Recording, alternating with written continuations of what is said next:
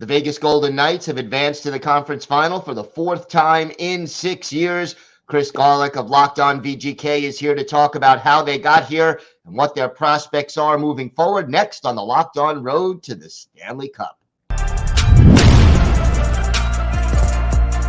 Gil Martin here. The Locked On Road to the Stanley Cup continues as we welcome Chris Gawlik from Locked On VGK to talk about how his team advanced to the conference finals and their prospects in the next round. And Chris, what was the biggest reason that VGK was able to shut down the Edmonton Oilers and win the series? There's a lot. I'll start with the fact that the Vegas Golden Knights are a team, not reliant upon two players and a power play to get the job done. I think we'll talk about Bruce Cassidy and the job he did and the fact that he outcoached Jay Woodcroft. Me and Tony literally just finished recording Locked On Vegas Golden Knights, and one of the points that we made was Skinner was pulled 3 times this series. He was pulled twice leading up to Game 6. Why did Campbell not get at least one start in Games 4 through 6? I think that's something important to look at from the coaching side. When the Vegas Golden Knights stayed poised, stopped taking retaliatory penalties, major penalties in the corner of the rink, and Alex Pietrangelo slashing all that, when they were poised, they were the better team. They were the better team 5v5. You take the power plays away, this was not that close of a series. Yeah. So who do you think was VGK's series MVP? I mean, everyone's going to say Marchessault based on what happened in the second period with the natty hattie, with the natural hat trick. But for me, it's Jack Eichel. ESPN flashed a stat before the game.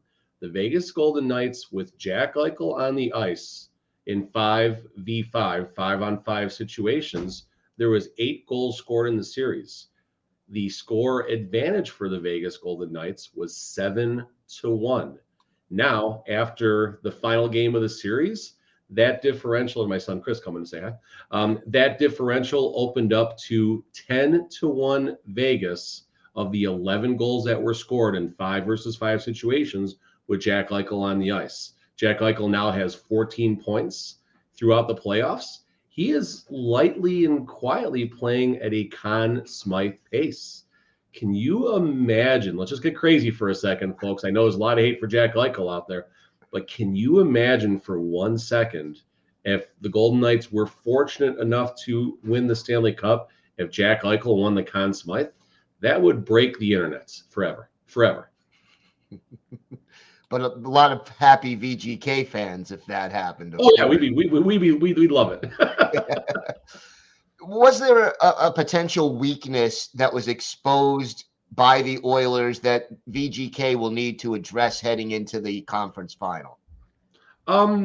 Special teams is probably the easiest answer there, but the Edmonton Oilers were so good on the power play. I mean, this is a monumental, possibly once in an era type of power play that the Oilers had, and give them all the credit in the world for what they were able to do on the power play. It's just remarkable watching it, not necessarily as an opponent, but watching the Edmonton Oilers power play operate was absolutely amazing. So we'll go back to the Winnipeg series, right?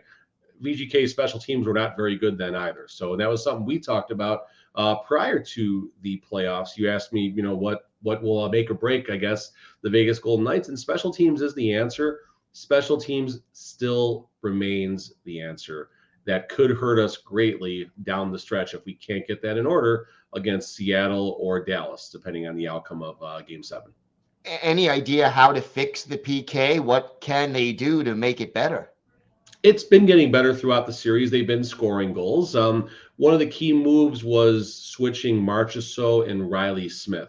Marchessault is now on the Eichel unit, up on the first unit that goes over the boards for the power play. And Marchessault, as we saw last night, not in the power play necessarily, but we saw Marchessault scoring goals, especially from that elbow position where, a lot of those shots will come from on the power play. So I think VGK has addressed this as much as you can. I mean, you can't just fix this in a series. You can't fix it in a night. So hopefully it's going to get better and up to the next two series upcoming. Hopefully the first one, obviously. All right. How does this series win change the long-term outlook for the Golden Knights? Is the playoff run now considered a success? And if not, what more do they have to do?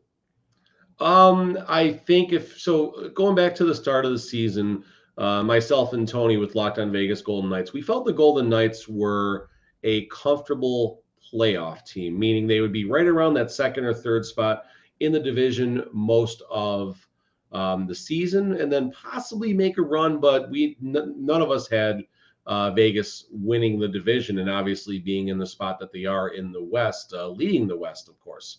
So is this a success right now? I think you can call it a success. I mean, you don't want either way, whoever VGK plays in the next round, VGK will be a favorite.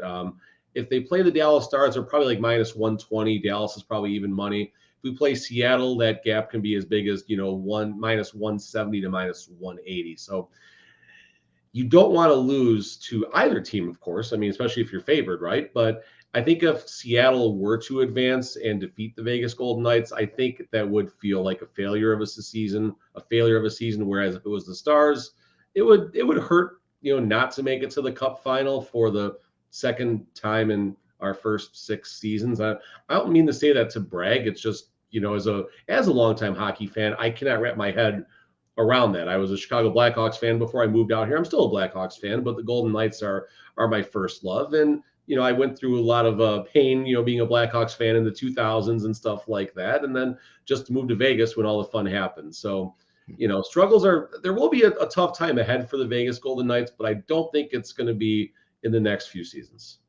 All right. Well, Chris, thank you so much. That does it for our VGK review and preview here on the Locked On Road to the Stanley Cup. Be sure to subscribe to or follow Locked On Vegas Golden Knights for free on YouTube, wherever you get your podcasts, and it's now available on SiriusXM on the SXM app. The Locked On Podcast Network, your team every day.